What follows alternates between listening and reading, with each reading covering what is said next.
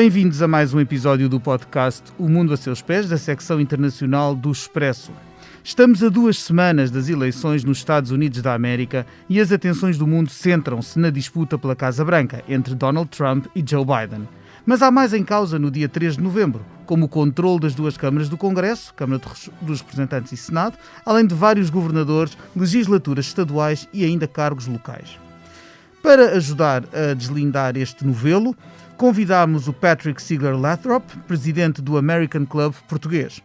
Olá, Patrick. Olá e obrigado de me entender. O Patrick é empresário com dupla nacionalidade americana e francesa e vive em Portugal há 12 anos. Publicou recentemente o livro Rendezvous com a América, na editora Diário de Bordo, que explica o sistema eleitoral dos Estados Unidos e dá algumas pistas sobre os fatores decisivos para a disputa destas presidenciais.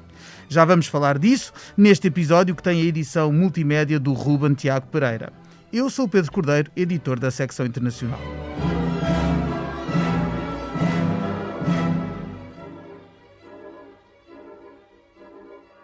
A campanha está mesmo na reta final. Quinta-feira, 22 de outubro, realiza-se o segundo e último debate entre Trump e Biden, em Nashville, Tennessee. Mas é preciso lembrar que muito já está decidido nesta altura, uma vez que milhões de americanos já estão a votar há bastantes dias. Alguns votando antecipadamente de forma presencial, outros enviando o seu voto pelo correio. Estas práticas, que já existiam nas eleições americanas, têm este ano um papel muito reforçado por causa da pandemia. E prevê-se que haja um crescimento exponencial do número de eleitores que optam por estas formas de voto. E isso, como vamos ver com o Patrick, complica talvez um pouco o apuramento dos resultados. Por exemplo, o meu convidado sei que já votou, não é verdade, Patrick? Sim, eu voto em Flórida. Já votei mais de uma semana antes. Em maioria dos estados, pessoas podem já votar. E muitas pessoas já voltou. Eu vi, acho que 28 milhões de pessoas já voltou. E mais de 15 a 20% do total. E muito mais do que antes. O Patrick defende no seu livro que esta situação de haver votos antecipados e, sobretudo, votos pelo correio pode dificultar um pouco, pode fazer com que cheguemos à noite das eleições, à noite de dia 3 de novembro, e não saibamos imediatamente quem é que ganhou. Estamos habituados a saber sempre, no dia das eleições. Houve uma exceção há 20 anos, quando foi Al Gore versus George W. Bush, precisamente no seu estado, na Flórida, mas resolveu-se ao fim de alguns dias e com intervenção judicial. Agora, este ano é diferente. Porquê é que pode ser difícil este ano? Porquê é que chegamos a 3 de novembro e podemos não saber quem é o presidente? Então, no passado, em 2016, só 20% dos americanos votam por correio, por correspondência. Sobre o Covid, esse ano vai ser muito mais. Nós pensamos que vai ser mais de 2 vezes da valor do 2016. Quase metade de todos os votos vai ser por correio. E muitos estados que antes não tinham essa forma de receber muitos votos, esse ano têm possibilidade de só receber votos. 3/4 dos americanos podem votar por correspondência em 2020. 3/4 é enorme. Contar um voto por correspondência é muito mais complicado e precisa muito mais tempo e custa mais do que um voto presencialmente.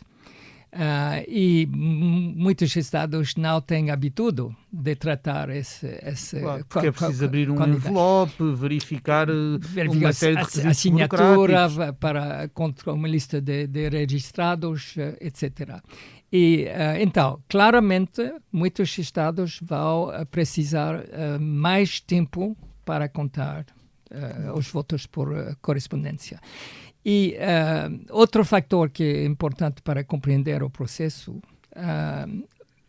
a sondagem disse-me que mais de quase 70% dos eleitores democratas dizem que vão votar por correio, mas só 20% dos eleitores republicanos. Claro, okay? Isso significa que entre os votos por correio pode haver uma tendência para o resultado, para esses votos serem mais favoráveis ao Partido Democrata e a Joe Biden, enquanto que os votos em urna serão mais inclinados para Donald Trump. Pelo menos é o que essa sondagem deixa a entender. Claramente. E se contar os votos presencialmente, que é muito mais fácil e automática, vai ser fechada no dia 3 de novembro. Claro. O primeiro resultado nos estados que têm os dois, no primeiro resultado vai ser mais favorável a Trump do que o global. O resultado final, claro. Que tem conta de todos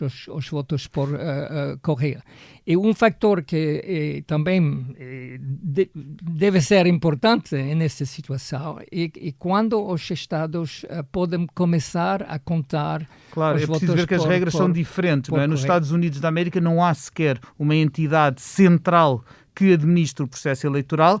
Isto decorre a nível de cada um dos estados e territórios. E, portanto, o que nós temos, no fundo, são 51 eleições, os 50 estados mais o District of Columbia, onde fica a capital, Washington, e é a nível de cada um desses estados que a contagem é feita e também a nível de cada um desses estados que se estabelecem as regras. Não há regras uniformes.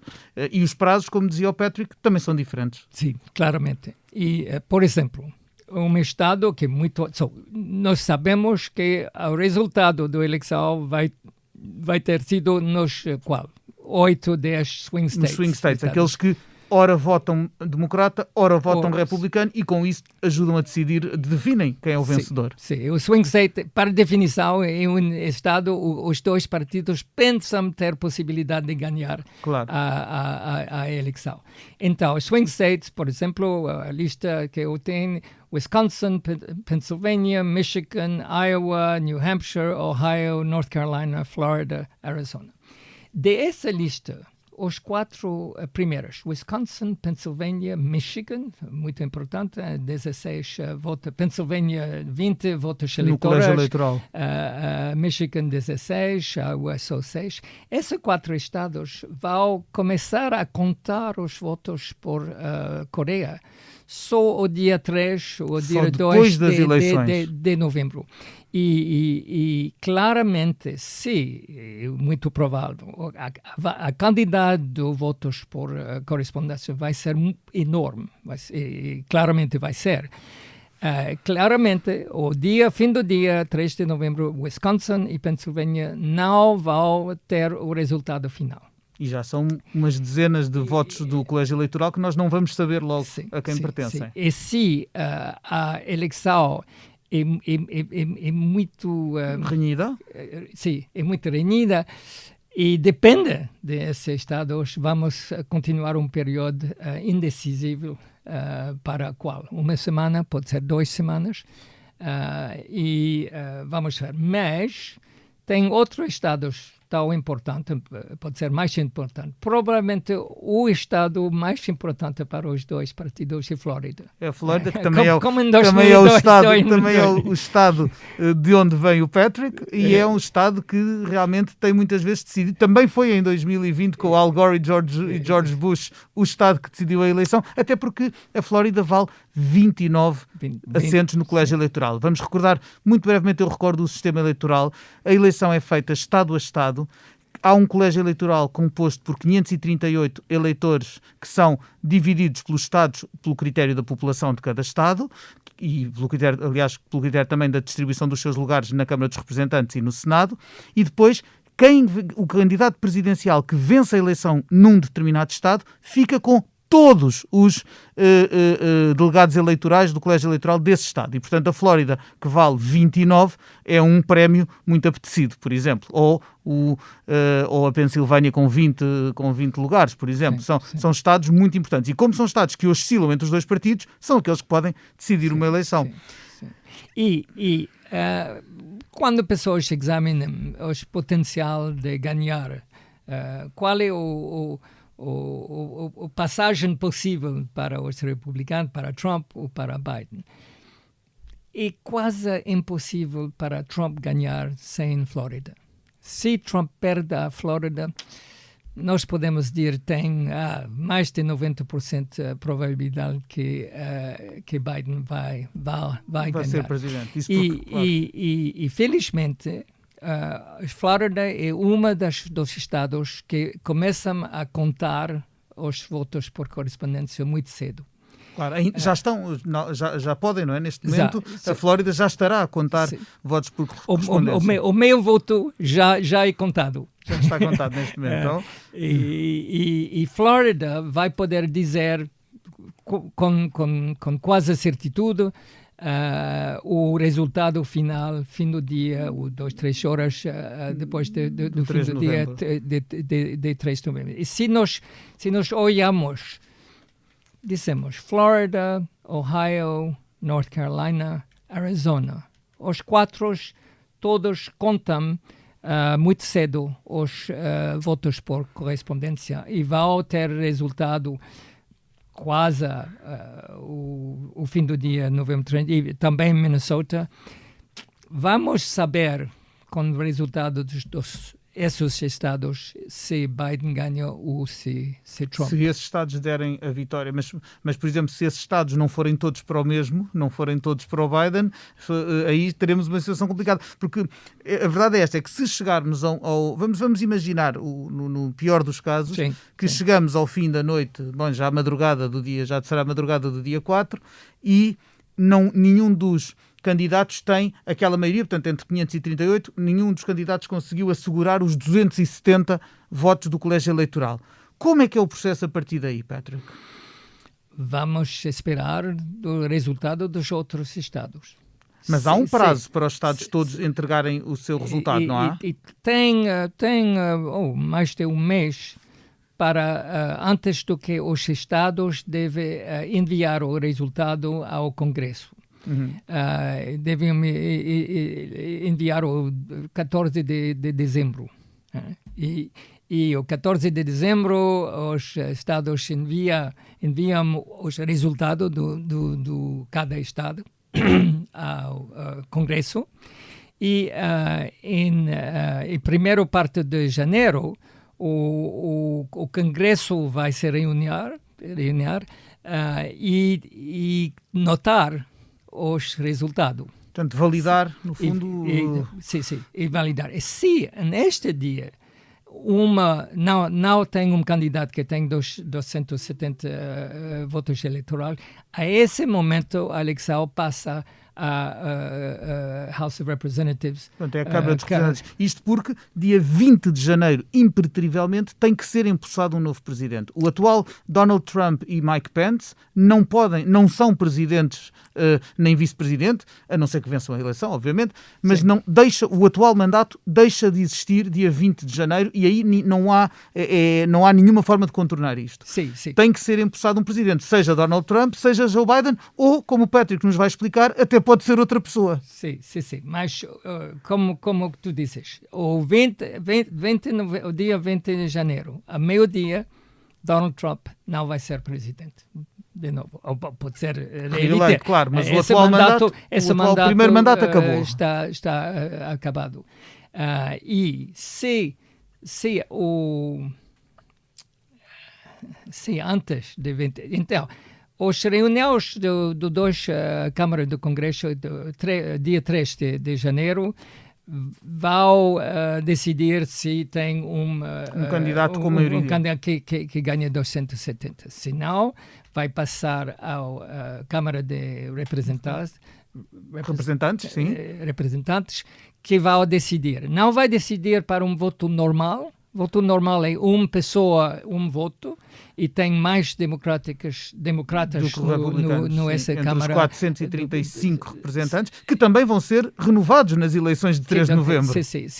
Todos eles. E vai ser o novo Congresso que vai Congresso que vai tomar as decisões. Okay? Mas votos para só essa situação de votar. Para a situação do Presidente, os representantes não votam por uma cabeça, um voto.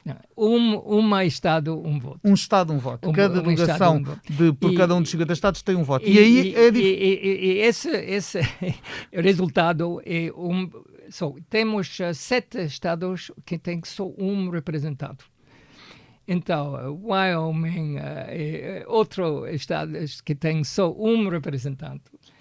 Esse representante vai ter o mesmo peso do que 55 representantes do Califórnia. Sim. Esse resultado tem 26 estados têm mais republicanos do que democráticos. E só 22 neste momento. Congresso. Esse momento. Portanto, há 26 estados que têm mais congressistas não vai republicanos. Não, e isso não vai mudar muito. Isso não vai. Então quer dizer que na Câmara dos Representantes, se houver uma eleição inquinada, Donald Trump terá alguma vantagem. Ganhar. Sim, vai ganhar. Não parece muito provável hoje, mas pode ser. Ou seja, o Patrick acha que não vamos chegar a esse extremo. Não. Podemos dizer que o sistema americano de eleição do presidente é um sistema complicado e não democrático, não justo, claramente, mas funciona. Sim. Em 250 anos continua esse um processo que tinha sucesso a eleger presidentes durante esse período. E eu acho que vai ser o mesmo em 2020. Claro. Ora, então, no caso da indefinição, obviamente que temos o que é que suscita preocupação este ano. É que em anos anteriores, mesmo quando aquela eleição do ano 2000 foi muito disputada, chegou um momento em que tivemos um dos candidatos, Al Gore, a dizer: ok, acabou por mim, eu reconheço que perdi, deu os parabéns a George Bush e retirou-se. Neste caso, há um cenário em que um candidato já nos disse que não aceitará os resultados se perder. E é isso que tem gerado toda esta curiosidade sobre, então, mas o que é que acontece? E se os votos dia 3 de novembro derem, como o Patrick há pouco dizia, podem dar os votos contados dia 3 de novembro, até podem dar uma ligeira vantagem a Donald Trump, que depois os votos por correio invertem essa vantagem. E há o risco mesmo de o presidente se recusar a entregar o poder? Trump pode ameaçar de não aceitar o resultado, mas eu acho que ela não pode fazer muito. Depende. Se a eleição depende de um ou dois estados só, como em 2000, como Flórida, claramente vamos ter batalhas legais, muitas batalhas legais entre republicanos e democráticos e claramente o Supreme Court é mais republicano do que antes e pode ser claramente pode estar ainda mais se acabar até lá o processo de nomeação da atual juíza Amy Coney Barrett, que está em curso, não é? Nesse caso a maioria de conservadores no Supremo Tribunal será de 6-3, o que também é favorável ao Partido Republicano. Sim. Mas o processo legal não pode se desenvolver se não tem razão de questionar o resultado. Claro, até porque nós ouvimos também já figuras do Partido Republicano repudiar aquela posição de Donald Trump e dizer que, não senhor, a democracia funcionará como sempre e teremos de ter uma transição de poder Mitch McConnell, o grande aliado de Donald Trump, diz o líder do Senado. Não, devemos respeitar as regras, devemos respeitar as instituições e eu acho que vamos ter uma eleição sem grande problema. Claro. E então, quer dizer, por exemplo, que o debate, falou-se muito do último debate, até porque foi um debate muito com pouco conteúdo e muito insulto. Também não é de esperar que, por exemplo, que o debate desta quinta-feira vá ser muito importante em termos de determinar a eleição, não é? Não, acho que não, porque até hoje nós pensamos, sondagens indicam 97%, 98% dos americanos que podem votar já decidiram que vai votar com Trump ou Biden. não pode acontecer muitas coisas que vão mudar essa situação, porque é americano, infelizmente, é triste, é perigoso no tempo. Mas os Estados Unidos hoje estão divididos em dois campos que são mais ou mais separados. Não há terreno comum. E tem menos e menos tratos comuns e infelizmente tem muitos negative partisanship. Sim. E não é que eu gosto de ser republicano ou ser democrata, mas eu detesto o outro partido. Sim. e muitos americanos pensam como sou e infelizmente é muito perigoso. Mas tem como resultado para a eleição que as sondagens, nós não devemos esquecer que em 2016... As sondagens foram muito enganadoras há 4 anos. Quase todas. Não obstante Hillary Clinton ter até tido no total mais votos do que Donald Trump, a verdade é que nos estados que eram decisivos as sondagens falharam, porque houve uma série de estados onde tudo apontava para uma vitória de Clinton e que deram a vitória a Donald Trump. Mas este ano o Patrick acha que podemos confiar um bocadinho mais nas sondagens? Eu acho, pessoalmente, é a minha opinião pessoal, que a sondagem vai ser muito justo este ano. Por quê? Porque três razões. Uma razão muito importante que já disse, a grande maioria dos americanos já sabem com quem ela vai votar. E a sondagem reflete a opinião de hoje. E se não vai mudar, se não tem eventos que podem mudar essa situação, a sondagem de hoje vai ser correta. Segunda razão, as pessoas que fazem sondagem.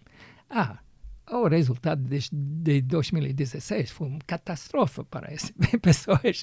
Claro. E todas acusam essas pessoas de incompetência, etc. E elas, naturalmente, estudam no profundo qual foi tiveram 4 erro, anos para aperfeiçoar. E elas não vão fazer os mesmos erros do que 2016. Pode, mas é um detalhe excessivo qual foi o erro, mas os erros foram identificados.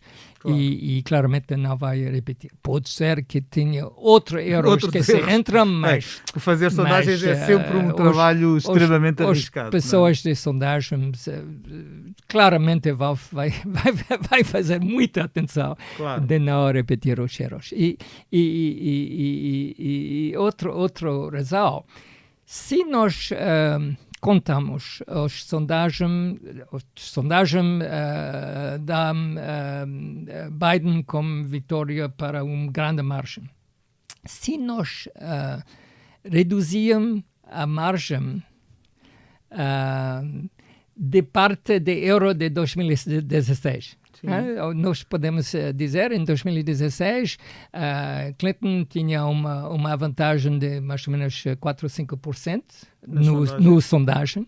Se nós deduzirmos o mesmo 4 ou 5%, estado por estado, Biden continua a ganhar. À frente. A maior parte dos agregadores de sondagens neste momento indicam uma forte probabilidade de vitória de Joe Biden na eleição. E possivelmente, hoje, nós podemos dizer, se as sondagens são corretas, vai ser uma landslide. Vai ser uma vitória muito importante por larga margem. E, isso poderia impedir aquele cenário de bloqueio de que falávamos há pouco, não é? Se a vitória for muito expressiva logo na noite. Os democratas não querem que nós falamos de isso porque não vai continuar a motivação desses eleitores. E outra questão que naturalmente é muito importante é o resultado do Senado. Claro, porque como eu dizia há pouco, no início deste episódio, está em causa também os 435 lugares da Câmara dos Representantes e 35 dos 100 lugares no Senado também vão a eleições. Portanto, o Congresso que pode ser chamado a ajudar a decidir a presidência não é o Congresso que está hoje em funções, é o Congresso que os americanos vão eleger renovado dia 3 de novembro. E aí, na batalha pelo Senado, também há dúvida sobre se a atual maioria republicana se mantém ou se os democratas conseguem eventualmente um controle do Senado. É grande questão, porque o sistema americano de checks and balances para introduzir novas legislações importantes, deve ter acordo do presidente, do Câmara de Representantes e do Senado. Os três deve ser. Antes recentemente, há 10, 20 anos, os democráticos e republicanos, quando uma controla uma das câmaras, eles falam juntos e fizeram compromissos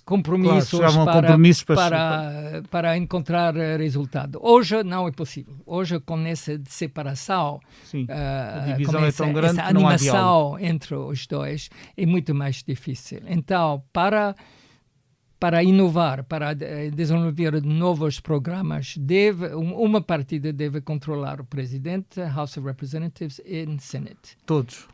Todos. Só com controle de tudo é que se consegue fazer avançar um programa de governo. Sim. Então, a eleição do Senate, as democráticas, se Biden ganha, as democráticas vai controlar a presidência.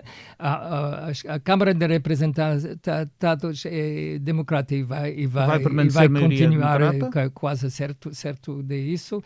Mas Senate hoje é controlado com Republicans e os democratas devem ganhar 4. Tem que conquistar 4 lugares aos republicanos para ficarem com a 3, elas vão perder uma, Alabama, para certo. Que tem uma senador democrática na estado muito vermelho.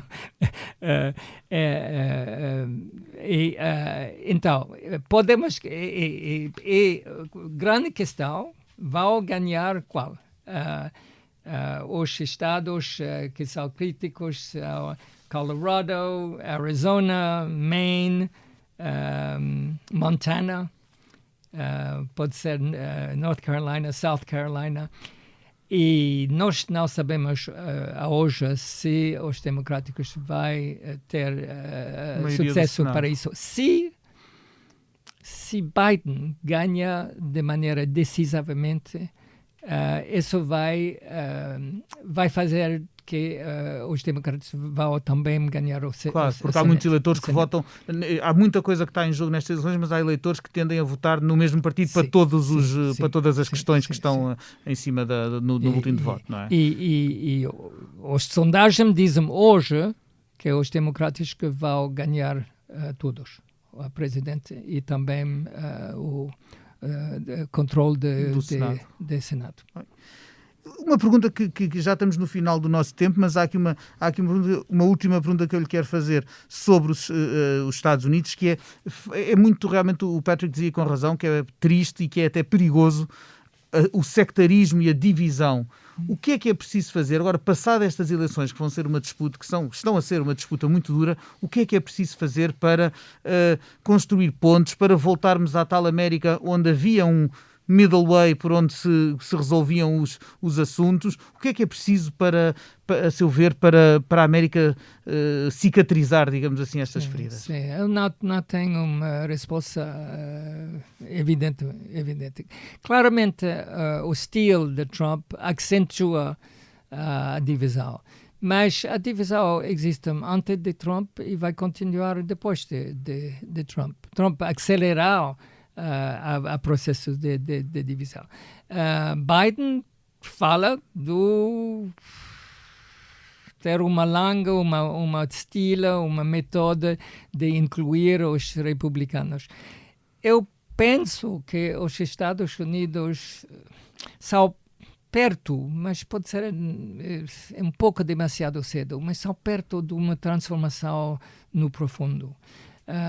O Black Lives Matter demonstração nos Estados Unidos, qual é muito importante, muito diferente do Black Lives Matter movimento. Os protestos contra a desigualdade e a discriminação e a violência policial que afeta sobretudo as minorias étnicas e os afro-americanos em particular. E muitos brancos americanos, muitos e não só democráticos, começa a compreender a injustiça do sistema americano contra as pessoas de raça negra.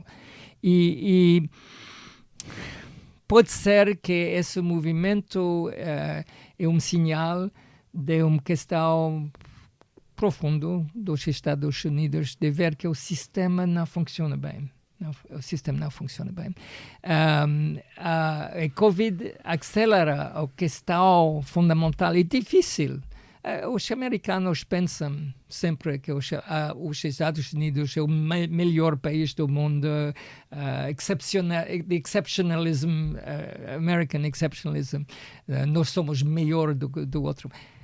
É um pouco difícil de ter essa língua quando vemos a situação dos Estados Unidos face à Covid. E eu espero, não uma esperança muito forte, que uma administração Biden, se Biden ganha, Biden disse que não vai se apresentar de novo em 2024. Não é certo, mas ela disse claramente. Sim. E, é dos presidentes mais velhos, se for eleito, será o presidente mais velho alguma vez de início de mandato. Sim, mas uma administração de transição pode ser uma administração que tenta reparar as feridas. This harm. Sim, das fraturas que divide a América. Dos Estados Unidos. Muito bem, estaremos cá para observar o que acontece, não só nestas presidenciais, como no futuro dos Estados Unidos da América, país onde tudo o que acontece tem influência grande em todo o planeta. Vamos agora, é hora de nos despedirmos do nosso podcast, mas eu tenho que fazer aquela pergunta que faço a todos os convidados do podcast.